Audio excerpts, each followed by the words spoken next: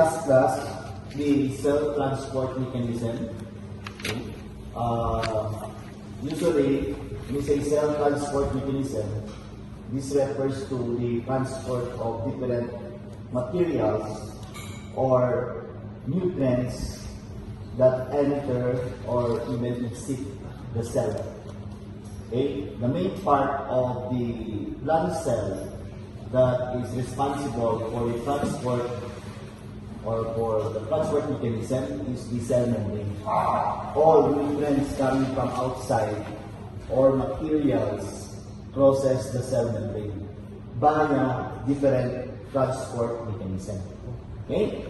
So, this refers to various ways by which different substances are allowed to enter the cell or cross the cell membrane.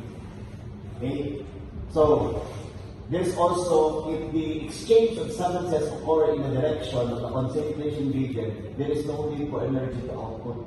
Meaning, yung mga transport mechanism, okay, in the transport mechanism, yung mga materials that are entering the cells through that concentration gradient, they may need energy or not, depending upon. Okay? Kasi may harap ng transport mechanism which is known to be ATP dependent or energy dependent. Okay? So, if the exchange of substances occur against the direction, or opposite the direction, this needs an energy. Because against the direction, okay, there is a difficulty for the substances to cross the cell membrane. It's almost the same. I-apply natin yun sa human cells. For example, drug. The drug molecules crosses the cell membrane also. Okay. But in the case of plants, there is no drugs there. It depends upon administration of chemicals towards the plants. All the chemicals will be absorbed through the cell membrane. So kung against the direction, syempre there is a difficulty in crossing because it is against, meaning this higher concentration in that area, okay, or inside the cytoplasm. So it's not easy for the materials to cross, so it needs an energy in the form of ATP. Okay? So that is very important, the cell transport mechanism that involves in the plant cells or even in animal cells. Okay? So the basic principle in class, when you arrive at the second year in biochemistry, you go back to the cell transport mechanism. But it's applied now in the animal or human cells. When you arrive now in pharmacokinetics, you'll go back again to transport mechanism. Pharmacokinetics is a transport mechanism but it's applied already in the drug, even in pharmacology. Okay? Para maintindihan nyo.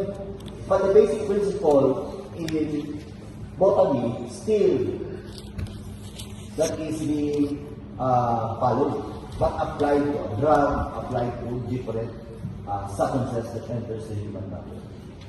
Almost the same principle. Siyempre sa plants, iba na yun. Ibang nutrients yung kailangan ng plants, they need more water and other minerals, diba? To give potassium, for example. Okay? Next. So, the cell transport mechanism, we have two classifications. The passive transport and we have the active transport. Okay? Passive transport, there are three types. The diffusion, osmosis and facilitated diffusion. So we'll go one by one. Example, what is diffusion, anybody? The spread of molecules along the concentration gradient. Okay, that's one. Another one, any idea? So when I say diffusion, it is the movement of particles or molecules from higher to lower concentration across the cell membrane. That is very simple. We will discuss one by one. And then we have the active transport. Yung passive kasi, when you say passive, nutrients or materials, we have here the cell membrane. Passive siya. Cell membrane, we act off by way of phospholysis, for example. Okay. So passive diffusion, usually, if we have the substances,